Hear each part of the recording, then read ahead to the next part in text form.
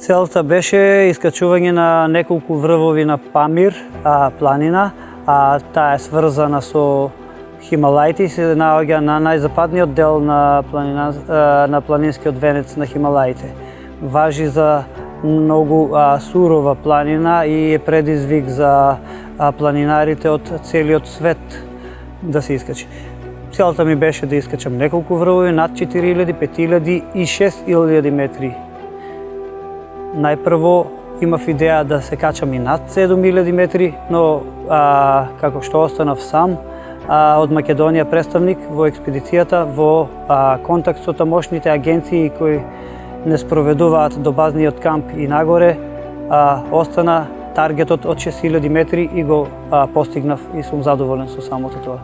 Да спомена дека имаше лоши временски услови, што значи лоши временски услови, да кажам, на една таква височина од 5-6000 метри, што е она што се случуваше? Имаше, знам, и несреќи во текот на целата експедиција? Така. Првите денови кога ги вршевме аклиматизациите, бидејќи почнувавме од 3600 метри па нагоре, првите денови времето беше идеално и се надевавме дека ќе не послужи во текот на целата експедиција, но не е така. Во планина се менува буквално во секунда времето.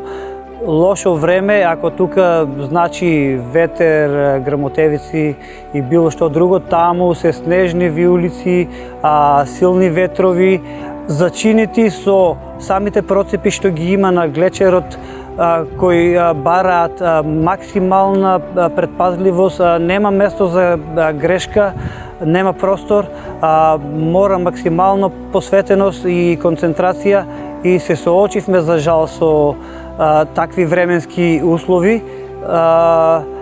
Јас направив и почетничка грешка. Едно време ми се оштетија едниот пар наочари, а другиот ми беше во ранец.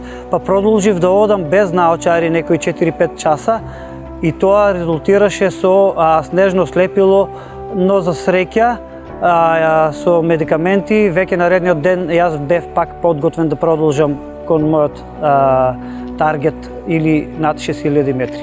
Што е снежно слепило? Снежно слепило, времето беше облачно и некако не ни се посомневав дека јас ќе ми се одрази на видот.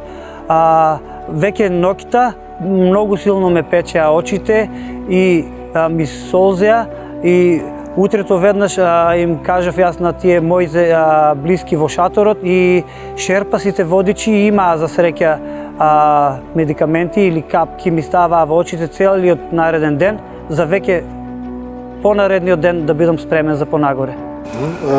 Рече дека почетничка грешка си направил. Се советуваше ли со некој пред да тргнеш? Ти кажа ли некој од овие, да речем, финти, трикови кои што треба да ги знаеш, некои работи кои што треба да ти бидат познати? Да, јас зад себе имам веќе 5000 метри врв во Турција, но сепак советот е секогаш добродојден од луѓе кои се компетентни за тие височини. Добив најмногу совети од председателот на спортското друштво Осогово од Кочани, каде што сум јас и член во тој клуб, и тој ме советуваше како што мора да се пијат големи количини вода на тие висини, како да биде предпазливо одењето во наврска и сите други алпинистички работи што планинарите ги знаат и секој кој сака исто може да се научи, да се советува со поискусни планинари. Како ти се подготвуваше за овие подвизи и да речем кои се оние одредени работи кои што мора да бидат направени пред да се тргне на една ваква експедиција и од физички, од психички, меѓутоа и од финансиски аспект? Така, значи јас подготовките ги правиме тука на Балканот. Знаеме дека тука на Балканот немаме планини повисоки од 3000 метри, ама имаме например 3 врвови кои се највисоки на Балканот. Ги одев во изминатите месец-два, сите ги поминав. Олимп во Грција го искачив со 2918 метри, Мусала во Бугарија на Рила ја искачив со 2925 метри и Вихрен, тоа е на второ место, сите се по 2900 метри и пред да отидам на оваа експедиција бев сам на Шар планина да се подготвам психички, физички и спиев во кулата на Титов врв на 2747 метри сам цела ноќ, сакав така психички да се подготвам и исто и физички, нели, и самото одење на тито врв бара и физичка спремност. А за финансискиот дел бара исто и финансиски можности, па јас побарав поддршка од општината на Штип, од градоначалникот, и добив некоја помош. Поголема помош добив од ректорот на УГД, каде што сум вработен, и изразувам голема благодарност за ова што ми помогнаа во еден дел со финансиите.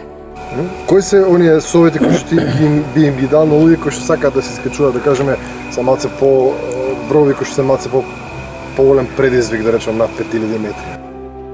Така, за да се искачуваш веќе над 3000-4000 метри, треба веќе да си член на некој клуб, затоа што тоа веќе не спаѓа во рекреативно планинарење, туку во професионално.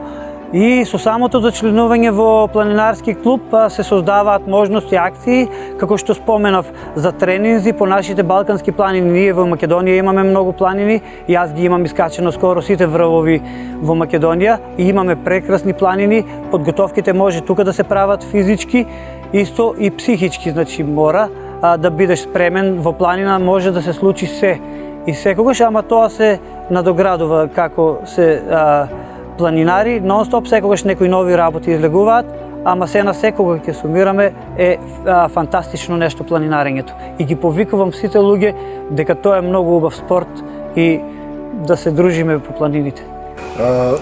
Планираш ли некои други подвизи? Така, бидејќи јас не го достигнав максимумот на оваа планина од 7000 метри, ќе ми стое како амбиција и се надевам дека во идно време ќе успеам и да се искачам и над 7000, па дај Боже и над 8000 метри, било каде на која планина. Сите планини се убави.